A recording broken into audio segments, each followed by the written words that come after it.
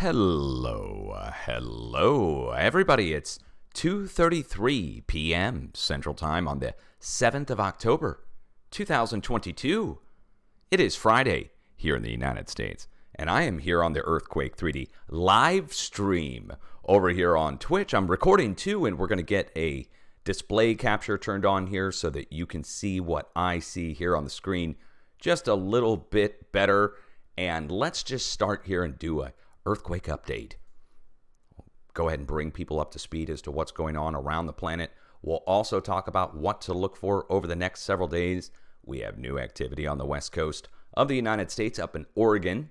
We also have new volcanic activity, pretty significant, taking place out here in Hawaii, Kilauea, and seismic activity taking place up at Mauna Loa, right next to Kilauea, the bigger volcano next to it. Down here in New Zealand, Bay of Plenty, White Island volcano right here in the catcher's mitt position, showing some kind of eruptive activity, and a bunch of people in New Zealand either not knowing about it or actually writing me. Some people even accused me of faking the warning. I don't know how I could do that, but much props if you think I could do something like that. Anyway, there's a 3,000 foot high blast, and apparently they're keeping that from their own people down there. They don't want people to know. Now, you got to remember what happened with White Island before. There was a 5.0 earthquake a few years ago here in this catcher's mitt position here, right next to the volcano, and the agencies down there just basically ignored it, and they let these companies take tourists by the hundred out to this volcano and let them off the ships and walk around inside the crater. While it was steaming, it started to steam excessively, and then it blew sky high, and I don't know how many hundred people were either injured or killed, but they ignored the 5.0 earthquake that struck next to it before the eruptive activity before. Now they're ignoring the eruptions, saying they don't mean anything or not telling the people. I don't know. Again, I just found the warning last night on the Volcanic Ash Advisory Center, and let me just take you over and show it to you here on Volcano Discovery. And they list from all the VAACs, the Volcanic Ash Advisory Centers, around the world onto one feed, which makes it easier to see. So when I'm scrolling down the feed last night, and I see something like this: low-level diffuse volcanic ash observed coming from volcano vent. Click on it. Oh, wait, I got an ad there. But you click on it, it gives you all the information on it. That's what I'm going on. It's not like I'm just pulling that out of my rear end and say, hey, guys, looks like it's erupting. I'm watching some webcam somewhere or something. Anyway, we'll go down the list, and you'll see there's several others that are on the list. Shivalush, it's not resuspended ash anymore, guys. Now a new blast happened. So that just says last week's supposed wind-blown ash wasn't. It was probably erupting.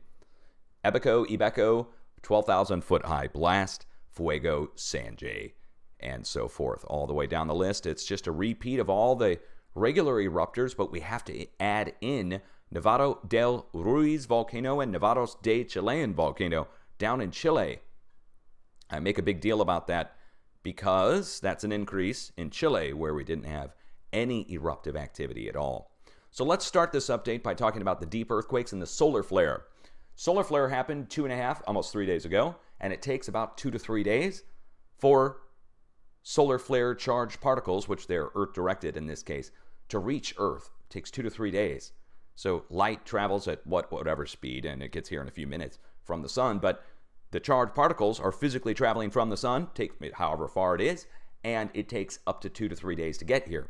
So now the solar storm is arriving today, all kinds of mainstream news on it, talking about northern lights coming down from the North Pole all the way down here to the lower 48 US, and they're also talking about it being visible over in Europe and Russia and so forth, and not just in Siberia, but far south southern latitudes could possibly see northern lights on this.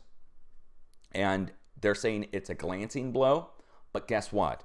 New forecast out from the professionals today calling for X-class flare activity, M as in Michael, M and X-class flares today on the new sunspot that's come around the eastern flank of the sun and facing Earth right now. And that those will get here in 2 to 3 days from now. They haven't happened yet, but they're forecasting them to happen today. And it takes another 2 to 3 days to get here.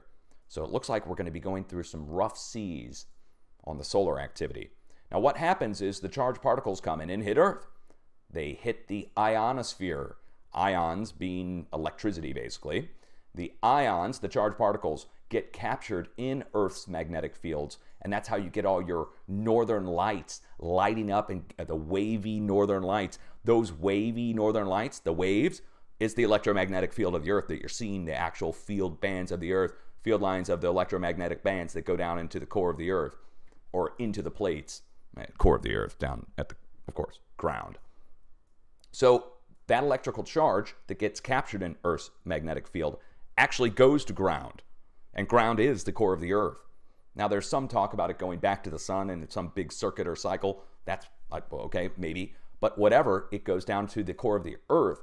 When that happens, we then see all around the planet new deep earthquakes come back up after the charge or the power goes down to the core, which is not a solid ball of metal. They've now found out that the core, quote unquote, is super ionic.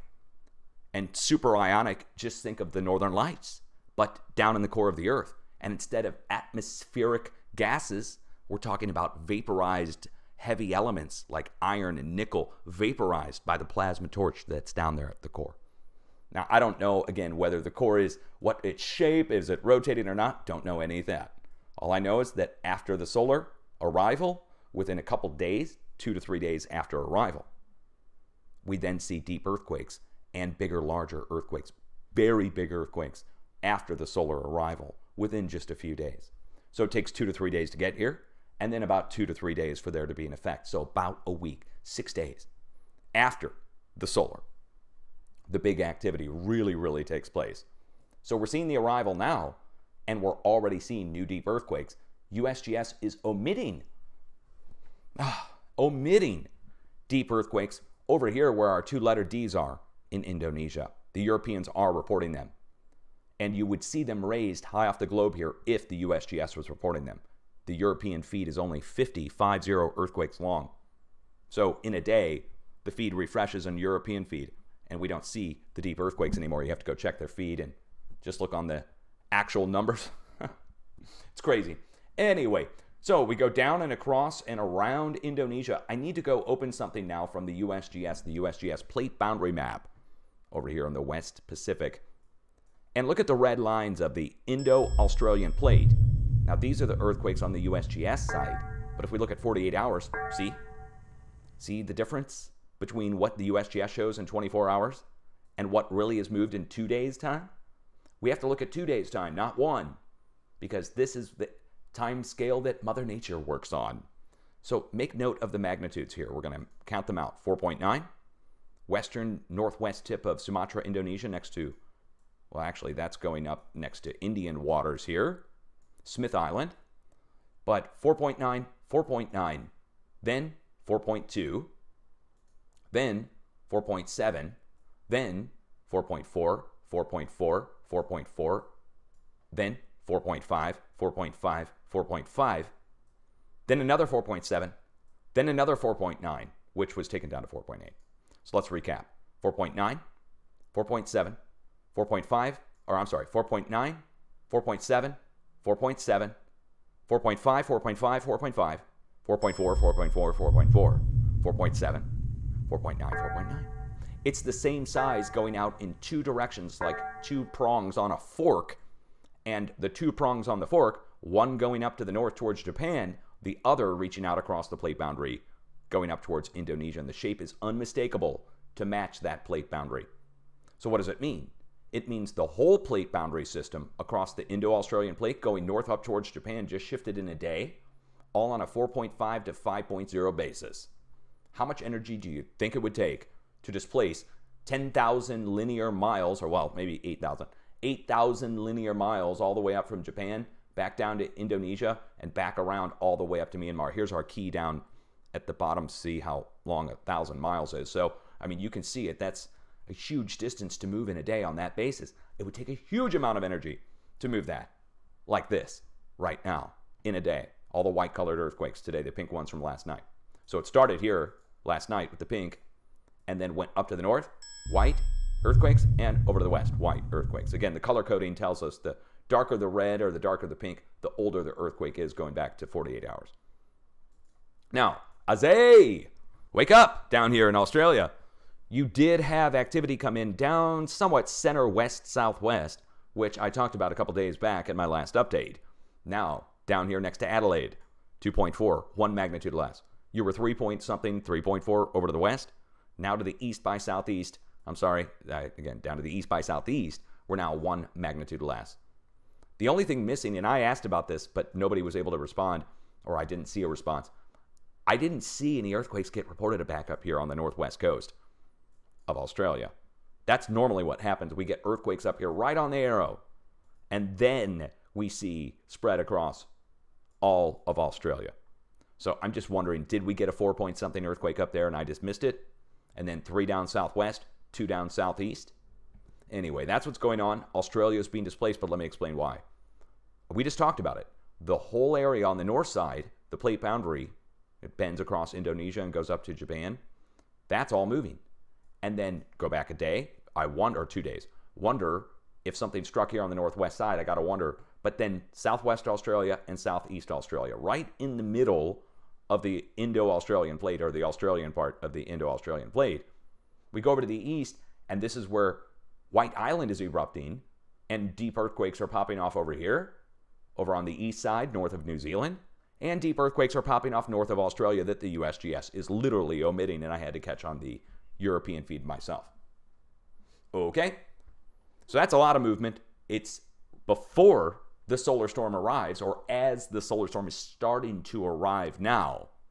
So within a couple days, I think this is going to be like a professional drummer that was just kind of banging on the drums a little bit, and then they go into the full-on jam, if you will. Bass drum, tom drums, snare drum, so snare being small earthquakes, bass drum being huge. So I think we're really going to be seeing it. I don't think we're going to get out of this. So in a matter of days. And there's people who dispute this. They're like, oh, there's no solar. What? Come back in a few days, dude. Or chick, or whoever you are. Come on back. You'll see. I've been doing this for 12 years.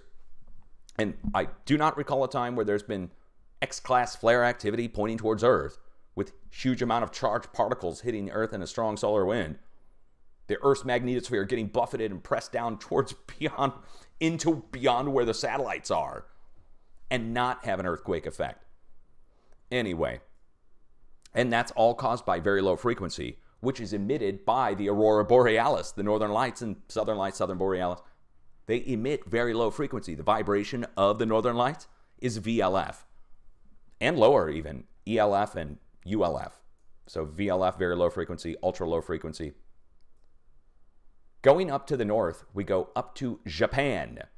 And when we looked at the Volcanic Ash Advisory Center, we actually saw a lesser amount of eruptions here in South Japan.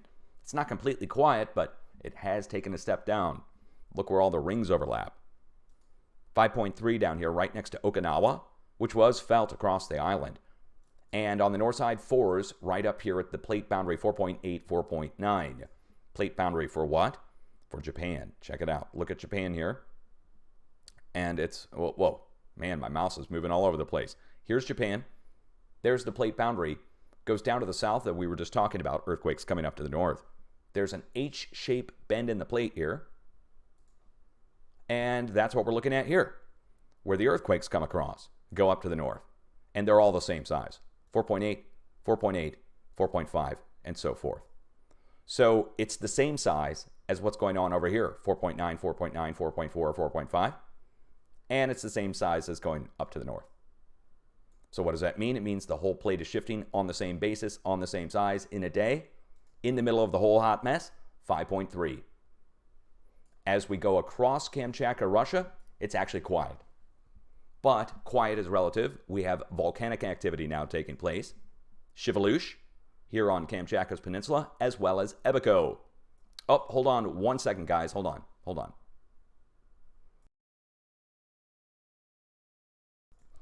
I just had to clear my throat. It's allergy season for me a little bit here. We've got the goldenrod and ragweed, both of which I'm allergic to. So it's rough. People are telling me that I didn't sound like myself. I said, well, gee, I'm 46 now. I started when I was 30. And I smoke a lot, as you know or may not know. And of course, 'tis the season to be a sneezin'. As we go, and I will be showing myself on camera, so you don't think I've been, AI replaced. Maybe we could even meet in real life, but then I might get the viddies, and I don't want to do that. Now, going across Alaska, we have the same sized earthquakes again, 4.4, 4.5, and 4.8. And where did we strike with the 4.8? Let's take a look. Check it out, guys. This is pretty interesting. So first, activity came rolling in across the Aleutian Island chain. We struck right here at that volcano that we were, what was it? Manway, or and that's a Lord of the Rings name. Uh-oh. And my geek nature just came out. Manway. The Cimmerillion. Go rearrange the letters of the Cimmerillion, see what it spells. Go put the Cimmerillion into an anagram speller, guys. I figured out something about Tolkien. Guys, I'm not kidding. Listen to me. I'm totally off subject here. Tolkien, the Cimmerillion, speaking in anagrams. Go anagram it. This is my discovery, man. Nobody's figured this out. Tolkien, at least in the Cimmerillion, using the Cimmerillion, like why do they name it Cimmerillion? Go put it into, you're not going to believe what it spells. You're not going to believe what it spells. Oh, okay. Anyway, so Tolkien, the word genius, right? Of course he's going to speak in anagrams. Why not? So now we got to anagram everything in the freaking book. All the names and everything are going to spell all kinds of stuff. Now that I know that Tolkien's speaking in anagrams, you're not going to believe what it spells either. It's hilarious. He's got a good sense of humor. Okay.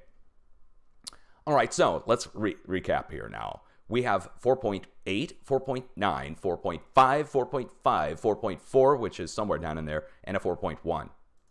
This is going across all of Alaska, and the biggest of the bunch, the 4.8 to 4.9, came in north of Anchorage. And I'll just show you on good old Google Earth what's here north of Anchorage. This place, right here, Mount Denali. You may know of it as Mount McKinley. Again, now this gets into, they changed the name of it for the indigenous peoples, but it was originally called Mount McKinley. It's the highest point in North America, and do you see the bend in the plate here? How it goes down to the east by southeast? It really does make a bend in the plate. Now that matches this, the plate boundary. But notice, we're way up interior in Alaska. The plate boundary is all along the coast, right? Out in the ocean. But look, almost like magic. The mountain range is bending and following the plate boundary, even though it's how many thousand miles down to the south? I could probably measure that. McKinley to the ocean? 1,000 miles. 200 miles. Okay, 200 miles down to the bay, another 400 miles away. So 400 miles inland, the mountains themselves are bending and going in the shape of the plate boundary. But look what's over to the east. Do you see them? They go down the coast, of course. Everybody knows about the Rocky Mountains. The northern mountains, the Cascades, Then we go down in the Rocky Mountains, down to the east-southeast, down here through Colorado and so forth. But look at the edge of the North American Craton, and I got that Craton graphic finally working again. So look at the Craton graphic, and you'll see the rusty brownish color. That's the center of the Craton, and look where it goes. Well, it goes right up through Wyoming, through Yellowstone, directly through Yellowstone. Then it goes up to the north, up into Canada, and we follow the edges of the Craton, which, we'll turn that off now, which you can see shaped out going up into Alaska. They bend up and over to, of all the places, you can follow this. Here, let's follow that as a trajectory. We go up and around. Now, you could say we go up and over this way, but you can see it. It connects right across to McKinley through here, and there's like foothills that connect in across Dawson City, and then here's McKinley. So coming off McKinley, like a trajectory of a ramp, the earthquakes go that direction. Look, these are the fours, but let's just look at all the zeros, ones, and twos and so forth and turn off the magnitudes. Do you see it? It's jumping off the plate boundary, going up to McKinley, and then a hard east by southeast over into Canada. Isn't that wild? This is one of my biggest discoveries, that the edge of the Craton is being displaced from the west coast and that earthquakes are flowing across the edge of the Craton. And that gets us into west coast of the United States. So we're looking at everything 0.0 and greater. I need to turn down the rings and really turn off the magnitudes again so we can just see what's happened in the past 2 days. So coming in from the northwest, look at it. Look at our big earthquake over here in Oregon, 4.3 to 4.4. But then all the earthquakes are making kind of like a arrow in their own shape. If you just drew the outside edge of this on both sides, it's making a wedge shape going back into the edge of the craton over in Colorado. And now we have earthquakes right at the Colorado border. We're down to the last day of the warning for Colorado, by the way, which has not been hit at all. And over the past 2 to 3 days, I noticed big time silence globally. And I mean like 2 or 3 5.0 earthquakes yesterday.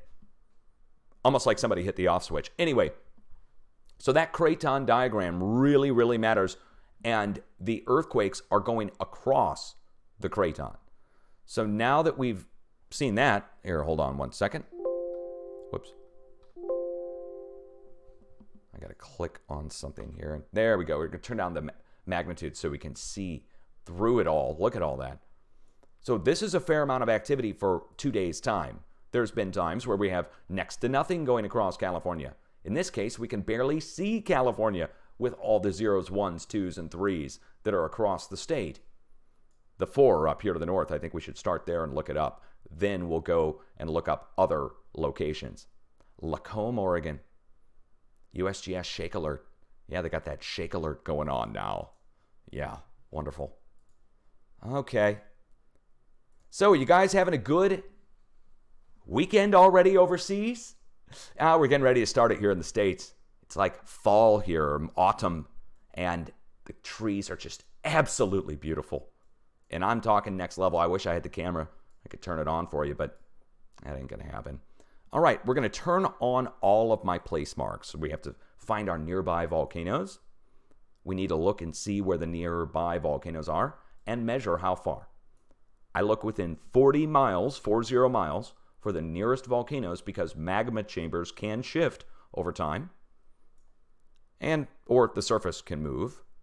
But I think more the magma chambers actually shift and find weaker spots in the plate. Look, we're 30 miles from Maxwell Butte. Maxwell Butte is right here.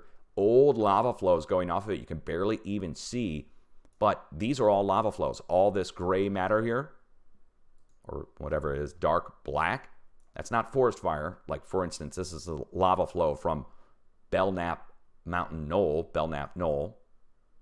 You guys can read the Smithsonian on it. If you need to pause it, I think you can pause it on Twitch. If not, we're going to premiere this back on YouTube. You can then certainly pause it on YouTube. Okay, so we're 30 miles from the nearest volcano. Old hotspots from last year, which I don't even use the hotspot detector anymore. They turned it off. People previously asked me about all this checkerboard. Is this from Google Earth? No, this is clear-cut forestry. They will leave an area and let it grow, come in and cut a whole area out. I don't know how many acres or miles that is, but they do the whole area like that. The forestry. We can replace forestry, the paper making and all that, plywood and all that, with cannabis, by the way. In case you don't know. You can make plywood, you can make paper, you can make all that out of hemp. Not the kind you smoke, not for hippies, even though we are in Oregon. I can sip my coffee while you think about that one. And what takes 7 years for a tree to grow, you can grow the hemp 3 times a year. You can grow hemp 21 times in the time it takes one tree to grow. So anyway, get rid of the forestry and get into something that can be sustainable. And that is a little sidetrack tangent, but hey, you just learned something, didn't you? Okay, now 4.4 striking next to the volcanoes there. We really need to go over and check the fault zone map from the USGS. See if they have any marked faults. Now, the faults are not to be confused with the tectonic plates and the plate boundaries and so forth. Faults are these little thin red lines that are here on the screen. The thick red lines are the plate boundaries. These are the mapped faults, and there are way more than this. These are the ones that are mapped, and they have to get out there, I think, with a ship and use vibrations, very low frequency, to detect the faults. I don't know if that's exactly how they do it, but I'm pretty sure that's how they do some of it. So, earthquake coming in next to no known faults. Is that right? That's right. They don't have any mapped faults here. The nearest are over along the coast, going down at an angle. You have to look at this three-dimensionally and imagine this sloping down. You know what? Here, hold on. Let me bring you over to the coast. We're going to zoom in here along the coast of Oregon. We're going to look at a side profile of the coast here. There we go. It's like we're watching NASA or something. Get up there in my blimp and get a shot of this. Okay, so we have a slope going down to the ocean floor. Of course, everybody knows about that. The drop-off there goes from 10,000 feet below sea level. Here we're at 2,000 feet below sea level. That's an 8,000-foot rise right there. And then we go all the way up to sea level, of course. So think of this like some of the higher Colorado Rocky Mountain foothills that you would be looking up from the bottom up to the peak and the peak would be at the surface where the ocean is, of course, meeting the land.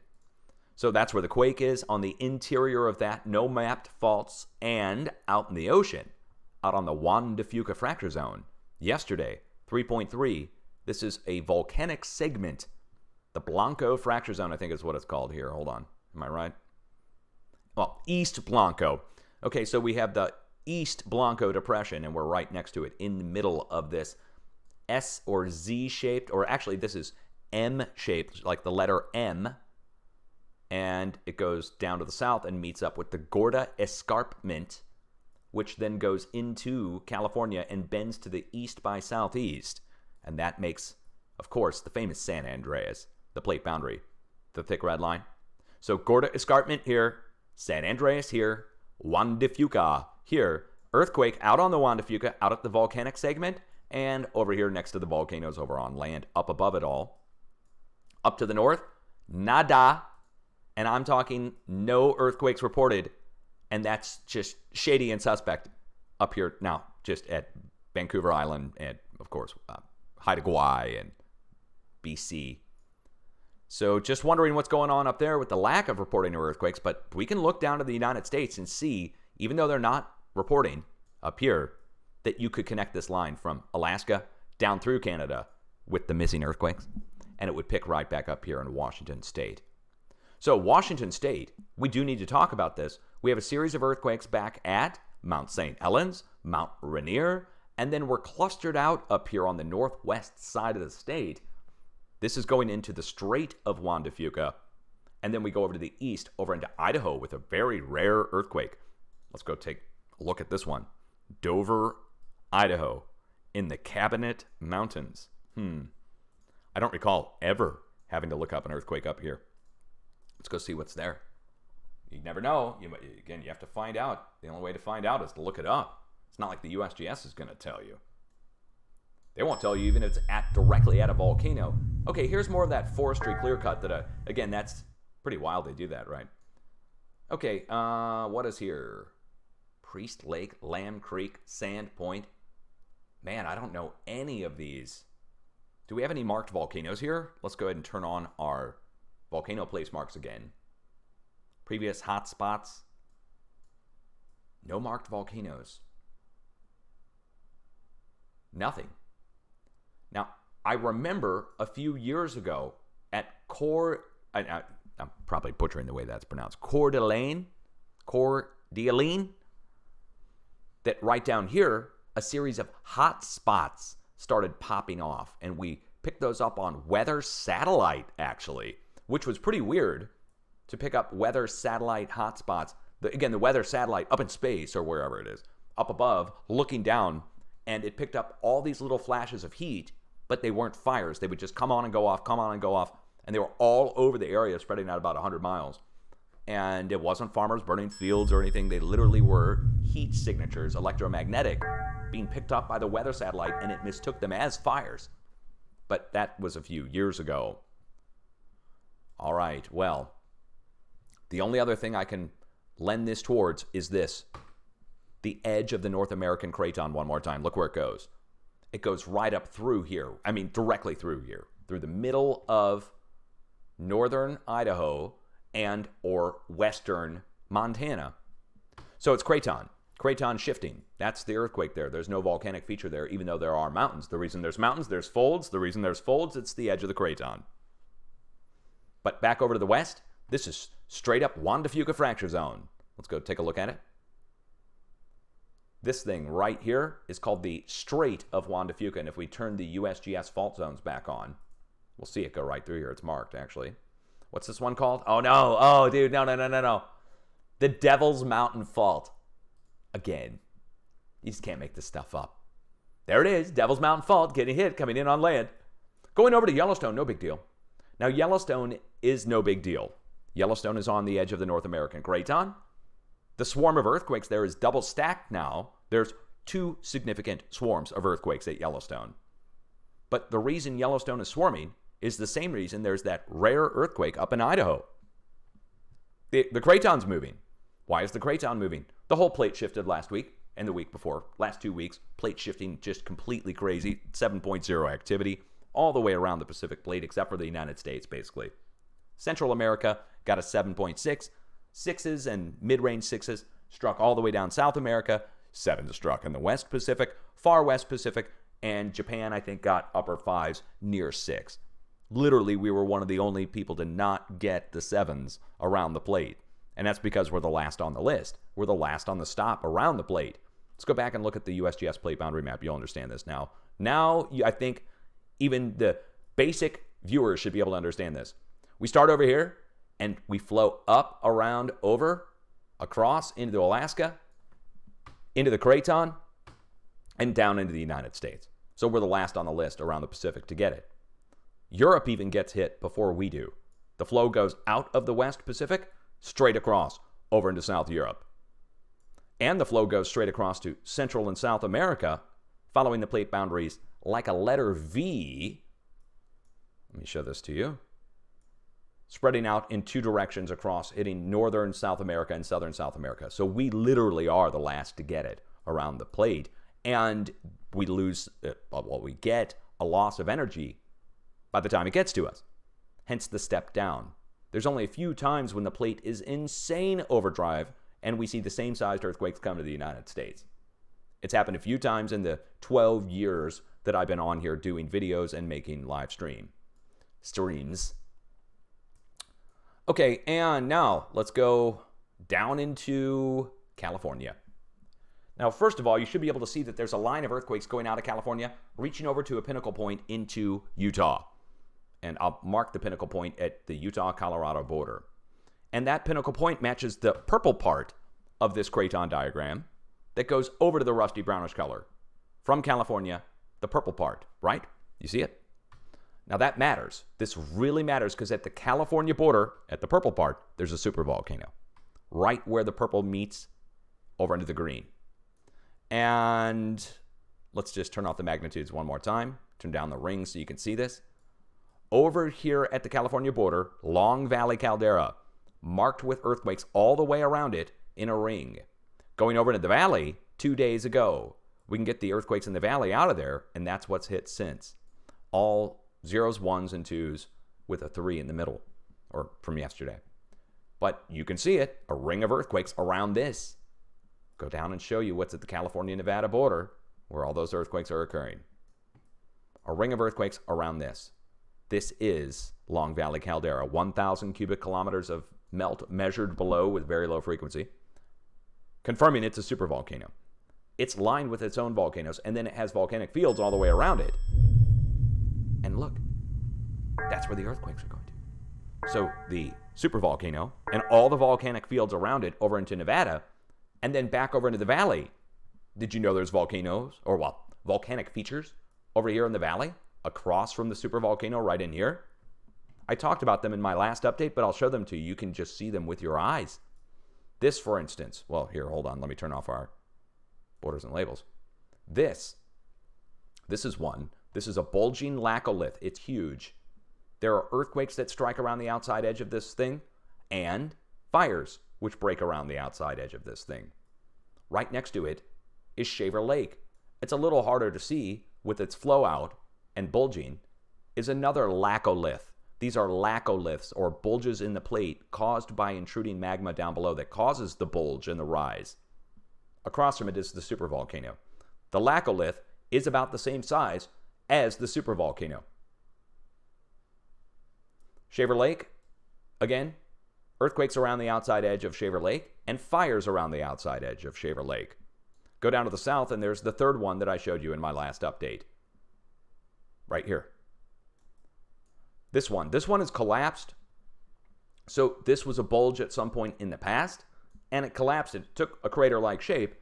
We can see these in other parts of the world. For instance, over in Iran, I showed many times before. Laccoliths bulging, looking just like that, but they're not covered in trees. They're in the middle of the desert. You can see them a lot better. Anyway, supervolcano there, laccoliths on the other side, all getting hit with quakes. And then we spread out over to the east, following the arrow over to this pinnacle tip over in Utah. We'll get to Utah in a second. I will look it up. First things first, let's recap. 4.4 up here next to a volcano, 30 miles west of a volcano. What was the name of it? Belknap? Or close to Belknap? And then out in the ocean, of course, we're over at the volcanic segment, southern volcanic segment of the Juan de Fuca. Going over to Yellowstone National Park. And in between, we have Mount St. Helens and Mount Rainier. I don't think I need to look up Mount St. Helens and Mount Rainier for you guys. I think you understand what those are. There is a new addition to Washington on top of Mount St. Helens that we absolutely must look up. It is on the back tip of the arrow perfectly, and it's just a small quake, but we're hardly ever there. Trout Lake, Washington, huh?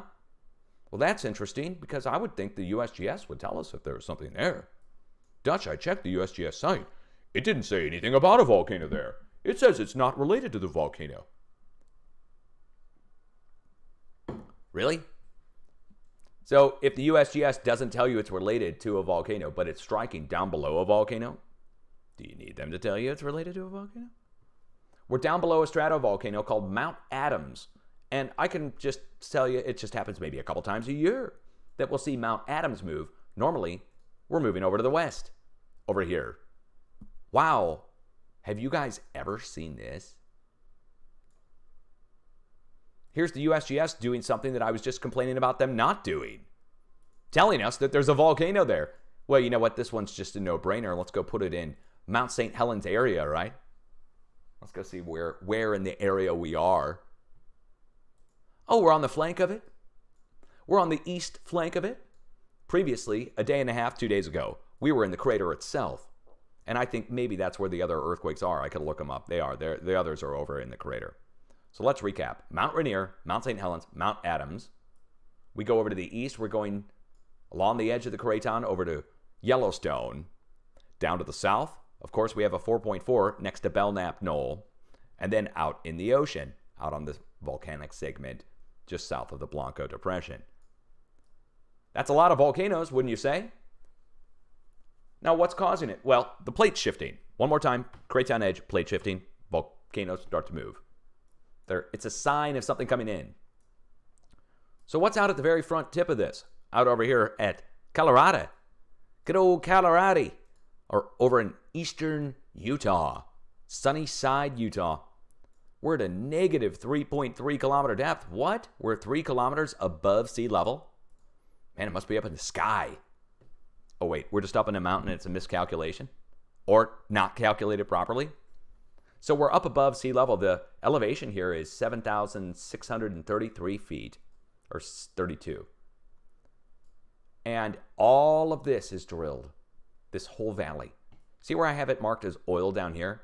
That's kind of where it fizzles out. We go up and around the valley over to the east. This is called Carbon County. We go through the mountains and over to the other side, and all of this is drilled. All of it. This whole thing. Now, can you see it? Or do you need me to show it to you?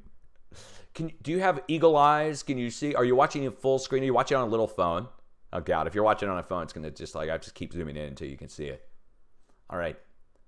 Once we get about here, even the untrained eye should be able to make out all the tanks and pumps and jacks and pipelines, and how they connect them. They just literally will lay the pipeline on the road. And that's good, actually, because if it does rupture or break, it doesn't cause, they'll be able to see it easily, and it gets, easily fixed as opposed to having to dig it up and wait a long time to find it. It's leaking into aquifer or something. I'm not a big oil lover. I'm not. This is stupid. Look at it, man. Look at what we're doing, guys. Millions of drill points here. And I'm not kidding, millions. They look like sand dunes on the ground. You start to zoom in and you realize those aren't sand dunes. Those aren't natural features. That's a scrape point for each pad. And then you go through the mountains, over the hills, through the woods, everywhere. going back down across through the mountains this way. And we go through the mountains. I'm not joking. We go through the mountains in more pumping operations. And we get back down here to where the quake is. So we're quite literally right next to it. Here's more over here. These are new. This is a new imagery. Wait, it says this imagery dates from 2016. How have I never seen this operation over here? I guess it just never looked good enough. And then we get up in here. There's more. So we're literally right next to the quake at this point. I don't know if they've even done drilling over on this side. Once we get new imagery, we'll be able to know for sure. Now I want to show you something that's going to blow your mind. Stuff like this. Do you see the layers here? How they're spaced? Do you see this? And how it looks like it's from water erosion? That's not from wind. Okay. Now, that's not water erosion. I wrote the Department of Natural Resources in Utah like 15 years ago. This was before I started YouTube. I found a bunch of lines like this out in the desert. And they told me that it was farmers that got out there with tractors to stop erosion. And they took their tractors around and it was an asinine explanation, okay? Well, what we're finding, this isn't from forestry, guys. These are ancient pinyon pines that are hundreds of years old.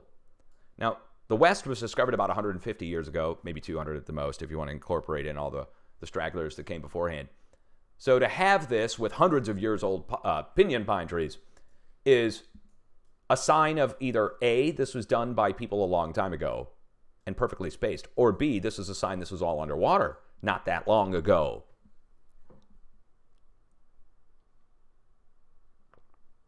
Those are the options. And they're drilling the hell out of it and getting something out from down below. I don't know. I'm just stating the obvious. I got to point it out because we got earthquakes there. Okay. Now let's go back down to the southwest. We're going to go down to our southwest tip of Utah. Down to our Arrow, Junction, Utah. Okay. Yeah, farmers out there with tractors. I said, man. And they said they did it in like the 1920s. I'm like, really? Steam tractors then, huh? Or was it all gas? Diesel? Sure. All right, here's our earthquake epicenter. And do we have anything? Ah, okay. We're right next to the previous earthquake location from just a couple days ago. Next to the Basalt Fissure and Mineral Mountains Cove Fort Volcanic Field, 20 miles to the west. Unmarked volcano, Crater Knoll. Take a look. There's Crater Knoll. Imagine, you can probably get a bear out in there, but you could probably go camp in the middle of there. That'd be kind of cool, wouldn't it? I wonder if you could. Don't do it unless you have permission, right? Okay. So, Crater Knoll. Sure is a lot of volcanoing going on. All the volcanoes showing something before we get big earthquake activity. Tracing it all back over to the ring over here at the supervolcano. Now, usually when this all happens, we start seeing fires break out, even though it's not fire season. So we'll start seeing fires break out. They'll blame this person and that person. They'll blame everything in the world. But we start seeing fires happen in California when this kind of shifting takes place, especially with the 4 up north. Now, I haven't even talked about California much. There's a line of earthquakes going down the coast, and it's, again, even the untrained eye should be able to see it's making a diagonal line going from the ocean up here at Eureka, right down through this big stack of quakes, and it's a huge stack of quakes there, through the Bay Area, and then going down to Parkfield, and spreading out, or stopping at Parkfield, and going over into the valley. Right here, I'll highlight that. Okay, so this diagonal line, show you one more time, is the San Andreas Fault. And it goes down through the Bay Area and follows that perfectly. The plate boundary, the earthquakes are following that. What's at the big stack location? A volcano. Geysers of California. Oh, wait, I'm sorry, Cobb. Cobb of California, not the geysers. They've got it marked. Whenever a swarm breaks out here, they change it from geysers to Cobb. I'm serious. See how it says the geysers? So they don't want the general public. I'm guessing at this. I can't prove it, but why would you change coordinates when it's always geysers, when it's a few small quakes? But then a big swarm breaks out, they change it to Cobb? Come on. It's like they don't want the public to freak out about an earthquake swarm at a volcano, at geysers. So these are geothermal pumping operations, and they're injecting water down into the ground to get steam that then comes back up to the pipeline that goes to the turbines and turns the turbines to provide electricity. So here we are, Clear Lake. This is a volcanic field with Mount Konocti in the middle, and the drill points are on the side. And that's where the big stack is here. Big stack. And that's way bigger than where we were a couple of weeks ago. 2 weeks ago, there was just a few there, a handful. Now, over to the east, almost parallel to it, over at the California-Nevada border, this is taking us in next to Lake Tahoe. It's called Florestan, California. Now, this is a new location to triangulate from. I don't think we've ever looked up Florestan, California before. But the swarm is right here. Let's show you what's there. There's a volcano in between them. North side of Lake Tahoe looks pretty forested and like there's nothing there, right? Right next to it, literally within a few miles over to the east, we have a place called Steamboat Springs. And it's a noteworthy geothermal field where humans are drilling in to get steam to turn the turbines. And that's where we are. Swarm outbreak right there at the volcanic field again. Now this volcanic field, Steamboat Springs, is really on the edge of this giant oval shape, an ancient caldera for an ancient supervolcano as yet undiscovered by the professionals. You have to call it Mount Dutch or Mount Dutch Reloaded because I discovered it. I discovered it by the earthquakes going around the outside edge of it. And of course, I zoomed in on it on Google Earth. And earthquakes going around the outside edge, volcanoes around the outside edge, and fires breaking out around the outside edge. Over and over and over and over and over again. Geothermal field on the south side, geothermal field on the north side, not marked. The needles at Pyramid Lake. Fumaroles and geysers and so forth on an Indian reservation there. And then the one to the south has been drilled into to be exploited. And a giant caldera there. And that's way bigger than the known supervolcano down here to the south, Long Valley. But I'm telling you all about this because it's getting hit with a new earthquake swarm. Over 10 earthquakes in the area. Going down to the east by southeast, we get down into southeast Nevada.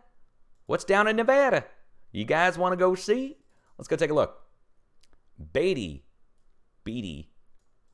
I'm going to move out there. I'm going to come over and take over. Nevada, you guys aren't ready. Me and 100,000 of my viewers could just show up and take over the whole state. Well, not Vegas. I mean, the desert. Okay, where are we? Well, first of all, do you see these facilities which are here? See this place called Skull Mountain Volcanic Butte. We have Crater Flats next to it, but I'm more interested in this. This place is called Doomtown. Frenchman's Flat, but we can turn on the gallery. The Google Earth community has painstakingly taken the time to research all this. We have the U.S. nuke Operation MET, military effects tests. Operation Rise Line, Doomtown, where they blew it away in nukes. Now, these are all underground nuke test sites. Every crater is a nuke test site, and I've already looked. The U.S. nuke Operation Anchovy. Oh, my God. November 14th, 1963. 20.9, or is that 209 kilotons? Either way, it's still a lot. Now, that whole valley is blasted. Over here is blasted. These are the European tests where we worked with the UK. 1990s, we let the Brits come over here and blow up the United States. Isn't that great? It's like the War of 1812, but reversed. Now, going down, yeah. I'm a real nerd. I just cracked an 1812 joke. All right, that's the War for Tartaria. Now, down to the east by southeast we go in California. We leave the supervolcanoes and we get down to the south tip of the valley. There's another diagonal line of quakes here. Do you see it? That diagonal line of quakes going northwest to southeast, and then another one going northeast to southwest, and it goes right down to the coast. So it makes almost like a letter L shape there, or a number 7, backwards number 7 shape. Let me go show you what's at each spot. Okay, we start right here, and diagonal line of quakes begins at a place called Kozo Volcanic Field. Another volcanic feature. And it's another spot where they've drilled in to get steam to turn the turbines. That's where we start. Then we go down on the east side of this black splotch, and these are lava flows coming off of Volcano Peak. I haven't had to show this in a while. And we dead end down here at a place called Ridgecrest, California, the experimental facilities for all sorts of Department of Defense contractors. This is also on the edge of the giant, quote-unquote, star fort that I showed in my previous videos. Quite literally, Ridgecrest is. Ridgecrest and the underground facilities go right into the giant star fort. Undisputable. The nuke test sites up here to the north in Area 51 on the side of the star fort. And it's a 300-mile-long fort. It's insane. Don't tell me there's nothing there. Ha, double negative. Don't tell me there's nothing there. But there is. There must be something there. So, ancient. Now let's follow the tip of the star fort right down to Fraser Park and beyond it out to the ocean, to Santa Cruz Island. So tip of the star fort. Let me turn off all of our gobbledygook now. There we are. Tip of this thing. And we go out to the west, and there's our offshore rigs and drill points going in down at the very where it's pointing to, and it points out to here to our military base, which is right out here at Lompoc, right here. And what's the name of this one? Hold on, let's get the name. Vandenberg. There's Vandenberg, the space launch facility. Edwards Air Force Base is in the middle of the star fort shape here. Quarry's out in front of it. Points out to the drill points out here at the Vandenberg Air Force Base. Military base here. Nuke test sites back here on this side. And 29 Palms Military Base and Marine Training Facility down here on this side of the star fort. Star fort comes down, bends over back to the east. Do you see it? One side of it here. And I can draw it for you if you need me to draw it. Here, let me do that. Let's do an untitled path description and just roughly draw it from here down to here and over to here. Do you see it? This is 300 miles. And we can go from here, the pinnacle tip. Whoops, hold on. We can go do this again on the other side. It's a little bit harder to see, and I'm not tripping, guys. This is real. This is really real. And it goes all the way back over to, well, even beyond here, but from here to here, and then cuts back. And of course, I've already showed that in previous videos. Nuke test sites are on this side, all along the eastern northeast side, and the military base, 29 Palms, on the south side. In the middle is Edwards Air Force Base, and then out in front of it all it's all pointing towards Vandenberg, right out here at the pinnacle tip, where all the oil pumping operations spread out to it. It is what it is. Earthquakes are going across it. That's the Garlock Fault as well. We know that. Now, all along the Garlock Fault, as if that wasn't enough, all along here, from the very pinnacle tip, quarries and massive electrical generation wind farms. All along it. Quarry, wind farm, quarry, wind farm, quarry, wind farm, quarry, wind farm, quarry, wind farm. Big racetrack. We could talk about racetracks and what they do with those next to megalithic sites. You know, why are they putting racetracks next to the Cahokia Mounds here in Missouri? Why are they putting racetracks next to this giant star fort there? Why are they putting racetracks next to the Great Pyramids over and golf courses next to the Great Pyramids over in Egypt?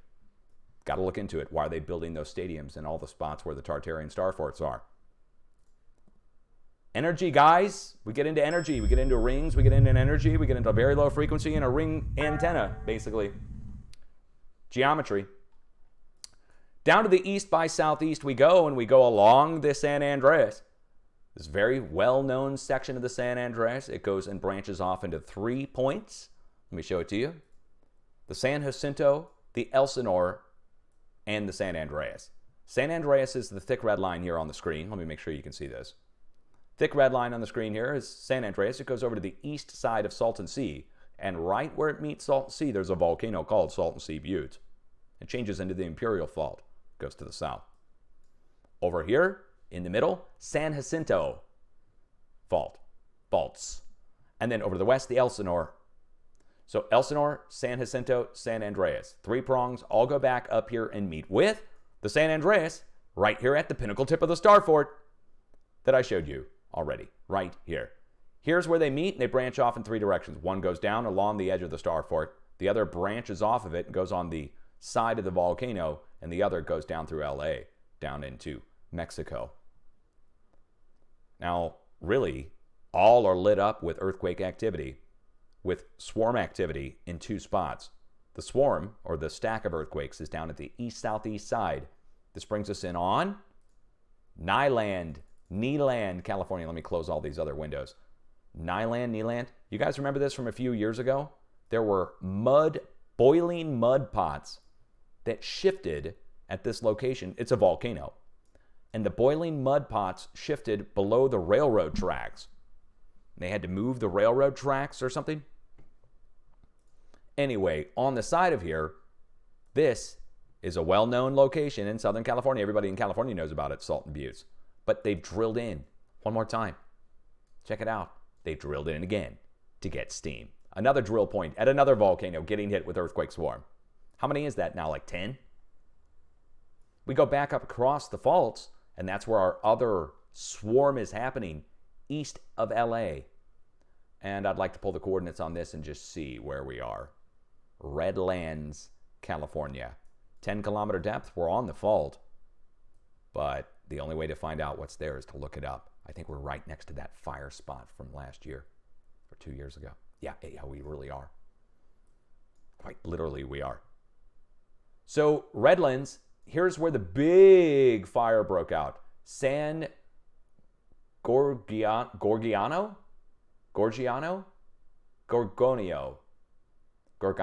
San Gorgonio Mountain. Anyway, this whole thing burned. Yucaipa, which I called Yucaipa. You guys remember when everybody's like, oh, ha, ha, ha. Okay, the whole place burned completely. And they tried to blame it on such and such. But the first things that happened before that were fires. Fires broke out across, earthquakes before the fires, of course. But fires broke out across the whole thing. And then, of course, before that, the earthquakes came. I'm just looking for anything else that could be here nearby. Let's zoom in on the epicenter. We have, it looks like some kind of landfill or quarry. A landfill, okay? An old landfill. Now, sometimes next to the old landfills, they will do drilling for oil and gas. In this case, we have 4 sets of high voltage power lines going directly at, we are literally directly at the high voltage power lines where they all come together and turn to the south. You see them all right here? Okay, we cannot ignore that. There's a definite connection between high voltage power lines, transmission lines, like the big kind, not the kind that just go to your house, but the big transmission lines, moving a lot of high voltage, very low frequency electricity through the lines. And you put it on an already prone fault zone that gets charged with its own very low frequency down in the fault. Think of it like this. These red lines that I'm showing you here get charged with their own very low frequency electrical created by Mother Nature.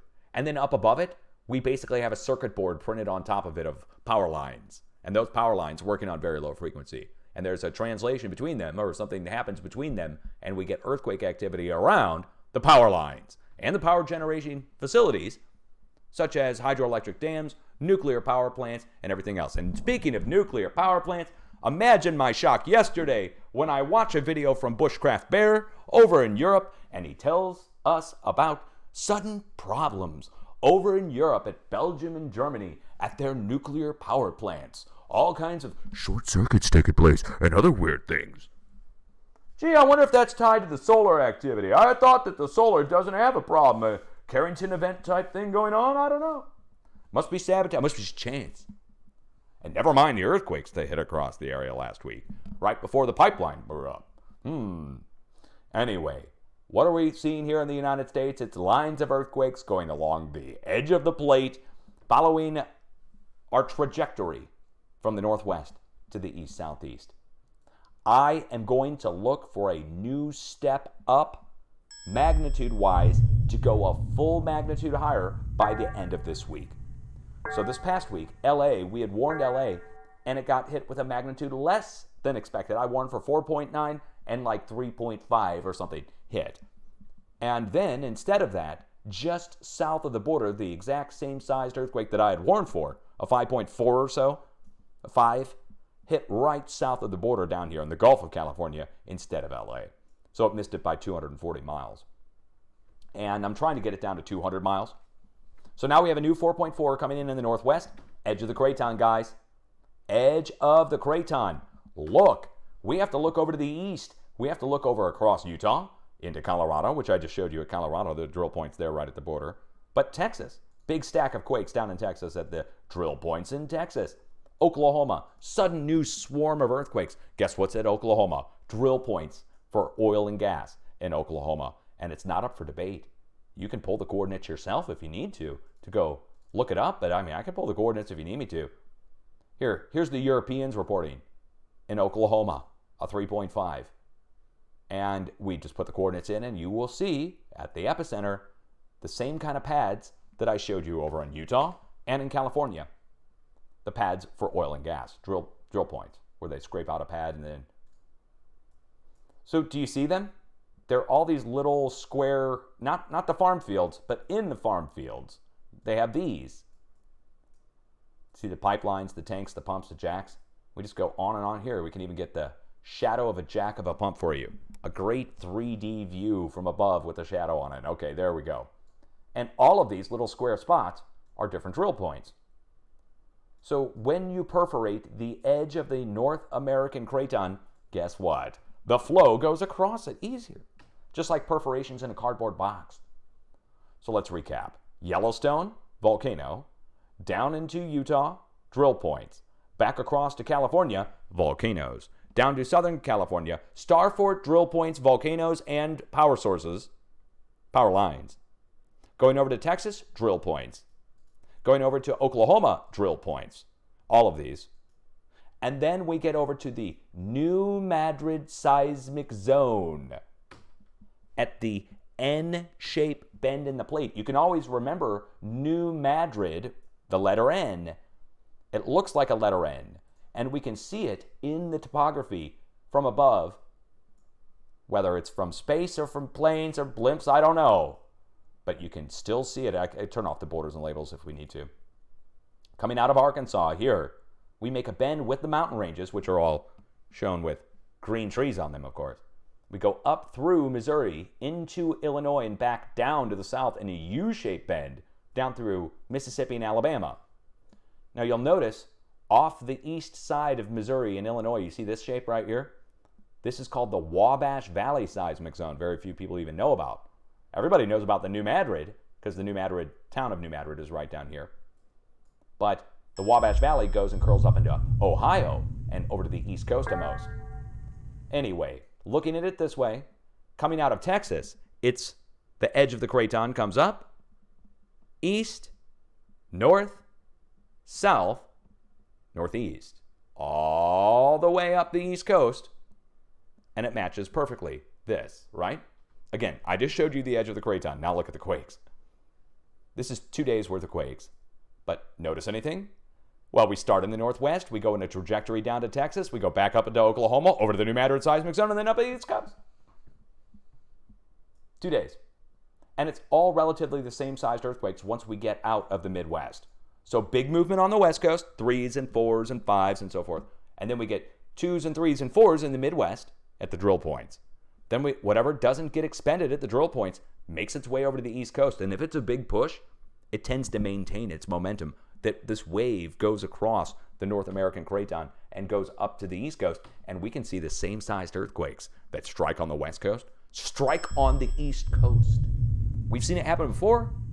5.9 in Colorado, for instance, on the edge of the craton in southern Colorado and Trinidad.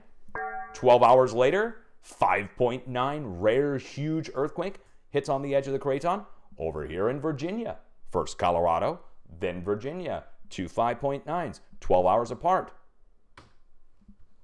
We've seen it with smaller too. I mean, it happens with 0s, 1s, and 2s, as well as 2s, 3s, 4s, and 5s, even 6s, or 5.9s. Okay, anyway. That's enough on the United States. So what are we going to look for? The next step up in the next few days. With the solar flare? Come on. I have to get a new forecast out, but this is just straight up an update bringing you up to speed on all the activity. This is how much is going on. Down to the east by southeast, far east by southeast we go, past the South Sandwich Islands, out into the South Atlantic. Now I have to show you something here that I found that I don't think anybody else has found, as far as I know. So let me just show you here on good old Google Earth. All right. Now, down here to the south is where our 5.3, or 5.1 is, and our 5.3s. South Sandwich is where the 5.3s are. Mid-Atlantic Ridge is where the 5.1 is. But I want to draw your attention to this under Seamount Ridge coming off of Africa, going down to the south and meeting to the Mid-Atlantic Ridge here. And then it goes back up and meets with South America. Do you see that? Now, there's another one. It's a little harder to see. Maybe I need to turn down the rings for you to see this on Earthquake 3D. There's a series of under seamounts that goes over to the east. You see this? It connects over to this fracture zone that connects over into South Africa. But look the other direction. That fracture zone goes over and connects perfectly into here. Another series of undersea mounts that goes over and connects into South America. It's like a bridge. Anyway, in the middle, that's where the quake is. Now there's a third one down to the south. It's kind of hard to see. It goes over, across, and back up and meets up with it like a U shape.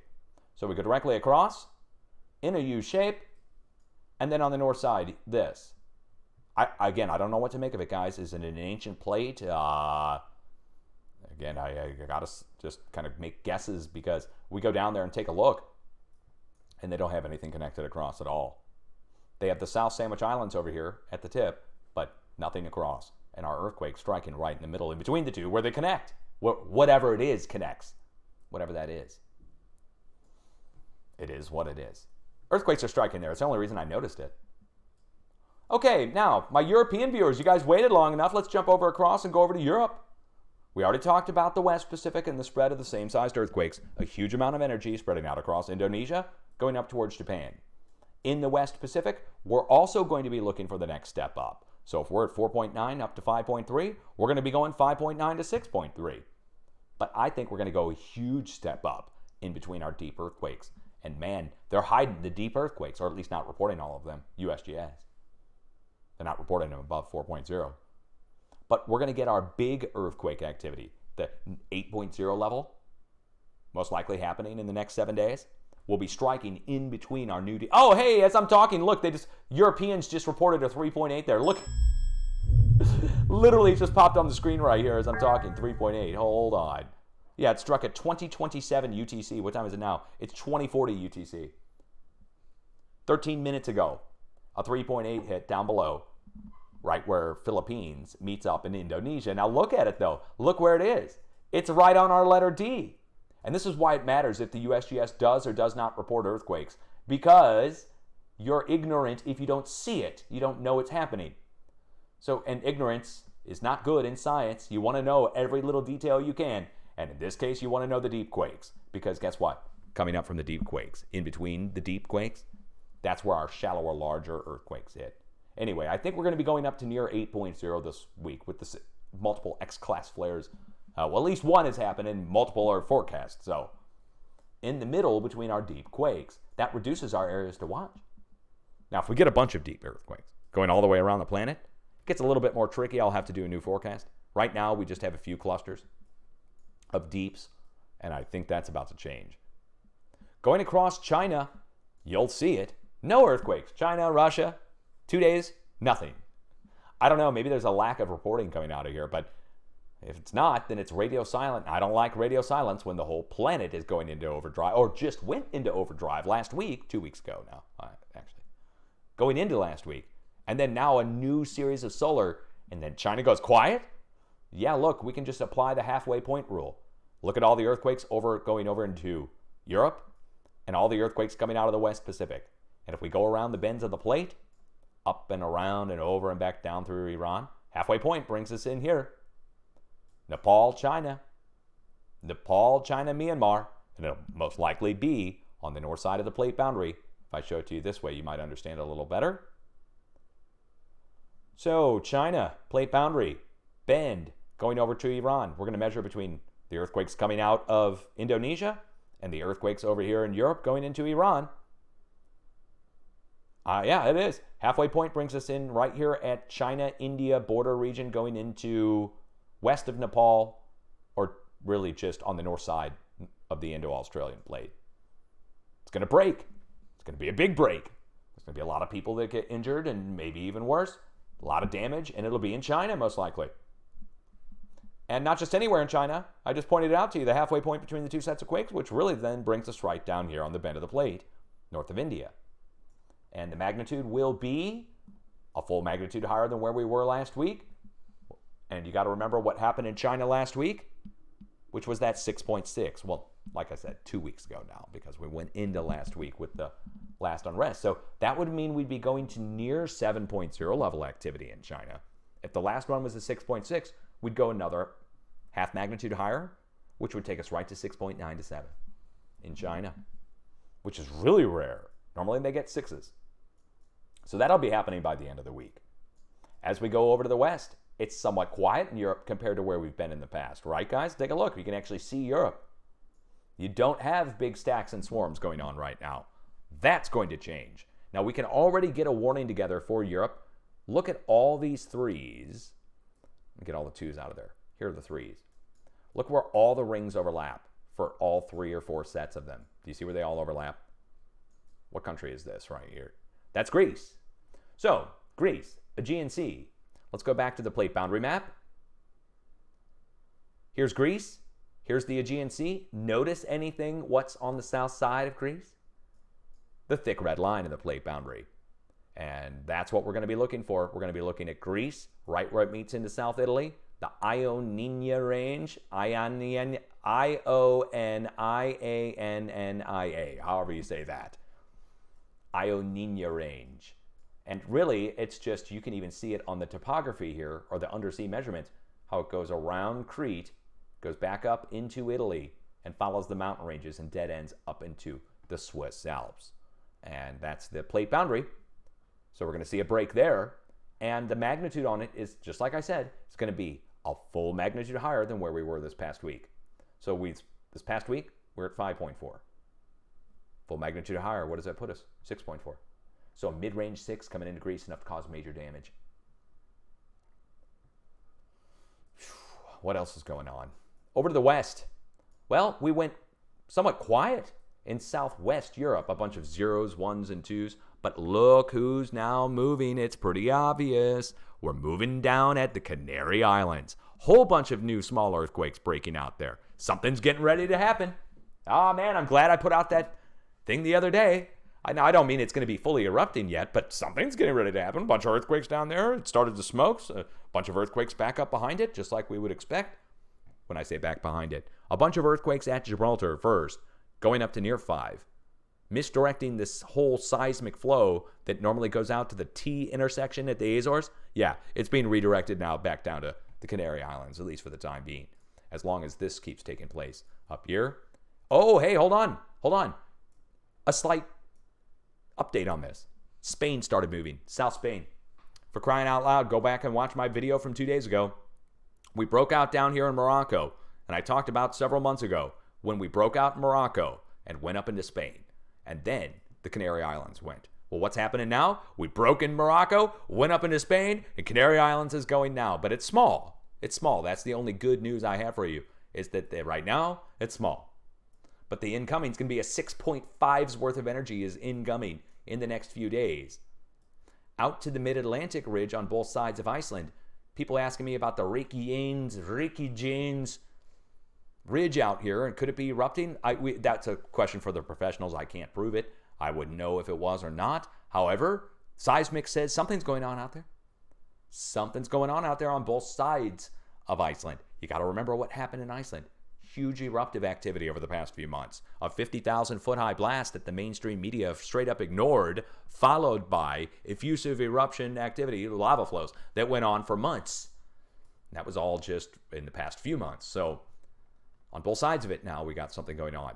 North side of New Zealand, we're in between Jan Mayen and Svalbard.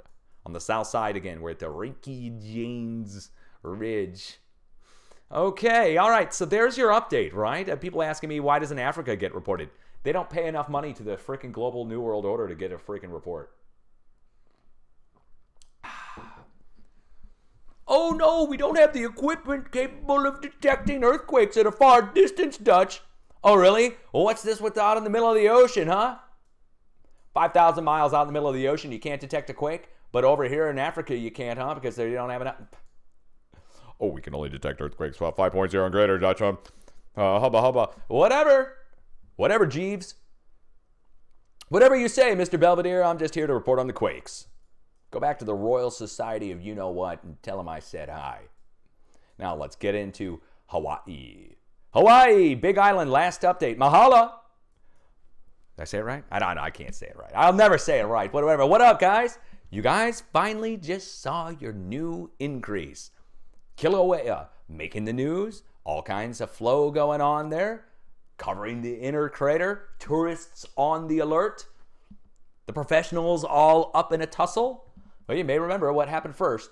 A line of earthquakes came in from up here at the northwest side of the Big Island at Hualalai, went across Mauna Loa, down to Hawaii Volcanoes National Park, to Pu'u'o'o. And that I talked about that in a few updates back. I want to say this past week. So out here in Hawaii, zoom in. Here's the Big Island. Turning on our volcanoes. We started at Hualalai, and a line of earthquakes went across Mauna Loa, across Kilauea, down to Pu'u'o'o. Cutting the island in half, basically, is what I was talking about in my last update. And when I warned you, I said watch Pahala for a new 4-point-something quake to come rolling in, upper 4, mid to upper 4. And that happened exactly as expected. Pahala got hit with a mid-range 4 after several weeks without anything noteworthy. And now, look what's going on. An outbreak at Mauna Loa, down to Pu'u'o'o, with a big cluster out at Pahala. One lone quake in between Hualalai and Mauna Kea. One lone quake in between. Basically right in here somewhere. And I could pull the coordinates for it, but I can already tell you, look what we've got going on in here.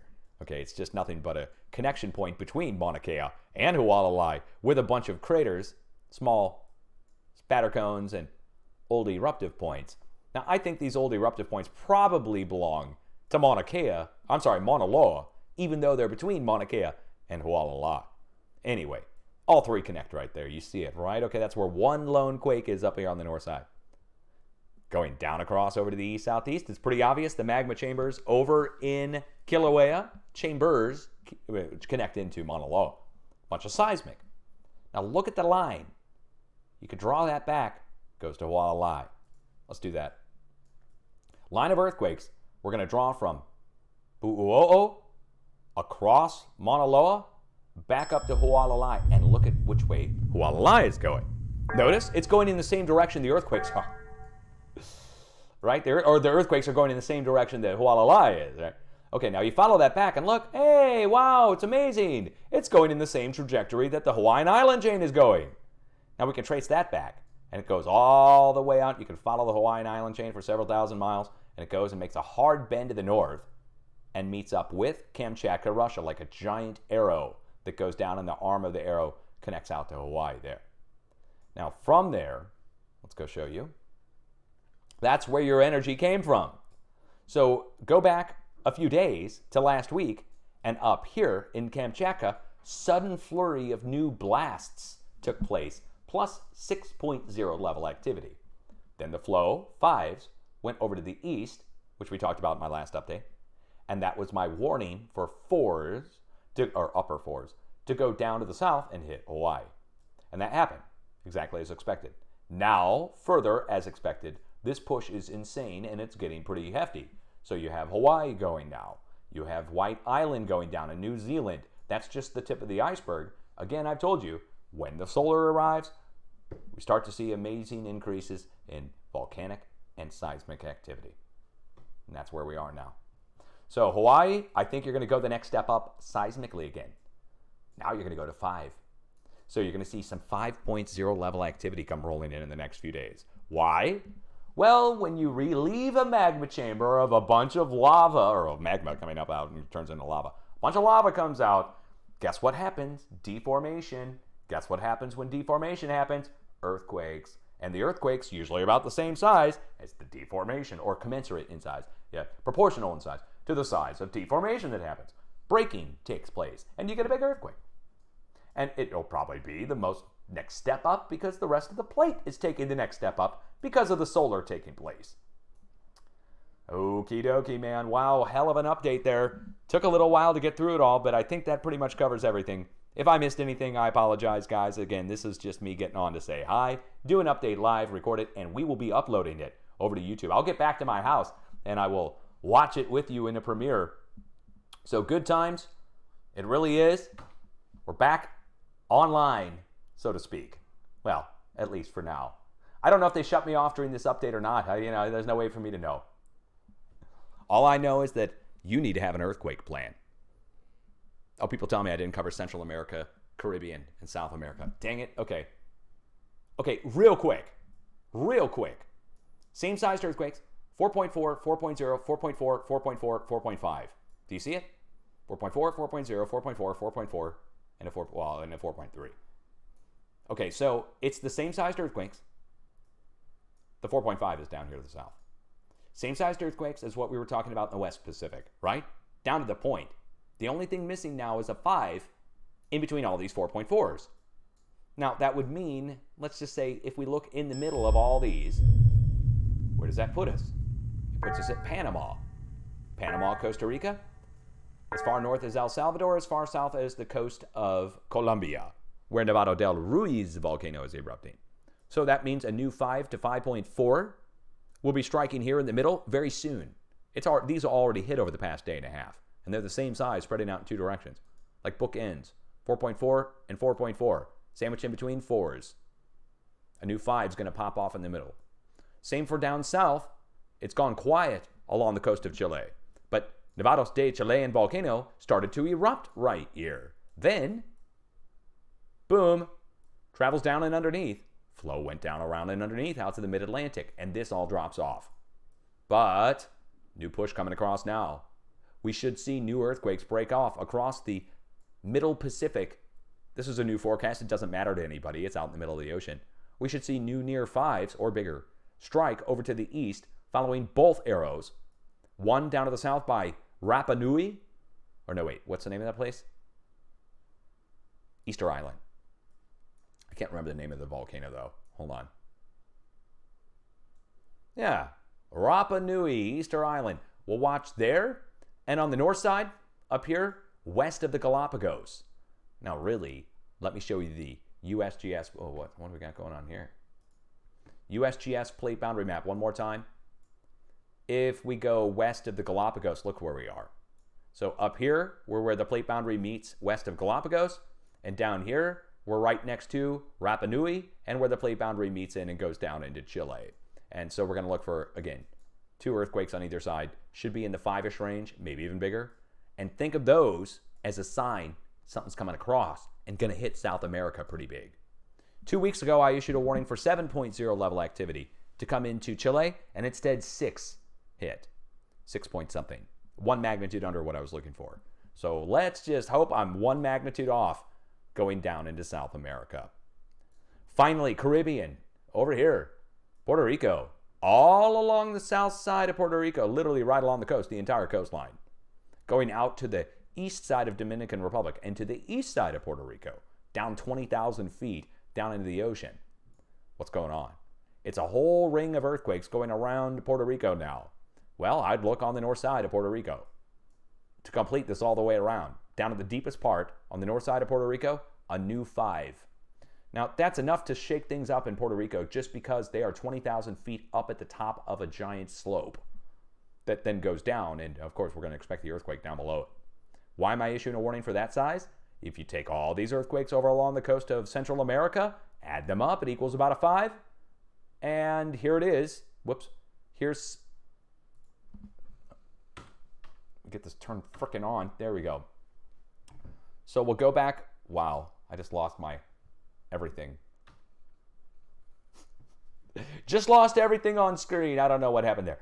Okay, now we go back over here along the coast of Central America, and we go back to the USGS map, and you'll see it. The thick red line that goes over to the Caribbean Sea. And so a line of earthquakes this size, all adding up to 5, going over to Puerto Rico. And we didn't look in between all the quakes. And that's where the new spot to watch is, where all the rings overlap. Think of this like a 3-armed scale where all 3 arms, the weight is piling up in the middle. Now, I'm positive I've covered almost the whole planet at this point. Maybe Russia we've left out, but I don't think I got many viewers over there, and if I do, they're probably government agents. Just like here in the United States. Okay, let's wrap this sucker up. Do you have an earthquake plan? You're supposed to take shelter underneath a table or a desk. Do you know this? You're not supposed to go underneath a door frame. Professionals say they never told you to do that. Straight up trying to Mandela effect. They're gaslighting you. They're gaslighting you. We never said that. You guys just mistook that on your own. You came up with that on your own. That's what they say. All right. Well, anyway, take shelter underneath a table or desk. Now, if you don't have a table or a desk to get underneath, you should probably get one if you're in an earthquake-prone zone. And you might be able to get it at Goodwill or, donated. Wood or metal. Stay away from the glass. Unless it's bulletproof, fracture-proof glass of some kind. But otherwise, you might also need to have an emergency kit. It would be a good idea to have an emergency kit. I don't sell any of that stuff. I would recommend that you have a change of clothes and a set of shoes and flashlight and batteries, a first aid kit, and the basics met. An extra copy of your documents, IDs, and debit cards, and cash, and all that crap. You would need to have that. Oh, food and water. You would need to have that kind of stuff pre-set aside so that, of course, when a disaster happens, you're not completely caught off guard. At least with the change of clothes and set of shoes. I mean, that's something that almost anybody could do, is to put it into a bag and have that. So if an earthquake hits in the middle of the night and you get displaced outside, that you're not in your pajamas or less, that you could have a change of clothes to put on. Make sure it's seasonal specific is another idea that most people forget about. Okay, I'm going to save this. We're going to upload it over to YouTube. We're going to watch this back in some giant long premiere. I'll be in chat with you. Enjoy it. I just did a straight up real live update here. It's a little different. Feels a little different in here. But whatever. Okay, 4 o'clock p.m. We got about 20 minutes. See you later.